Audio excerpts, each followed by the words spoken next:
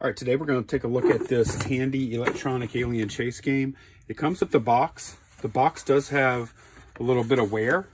You can see the adhesive is off right here. It also comes with the bottom part of the box, which is this styrofoam, and then it comes with this manual also. And then the main game, if we turn it on, it has two sides. It has this side and it has the two-player side. This side has power, level, sound, player 1 or 2 to start. You hit up.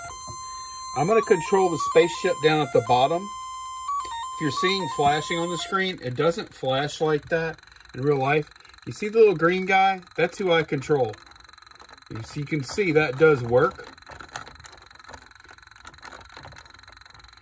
And other than that, I don't really know how to play this game. Now, if we go to the other side, we're controlling the top one. And you can see I'm going right, up, left, left, left. And you can see that guy moving. Let me see if I can get down to the bottom. I have to, oops. I just flew through that alien's arms.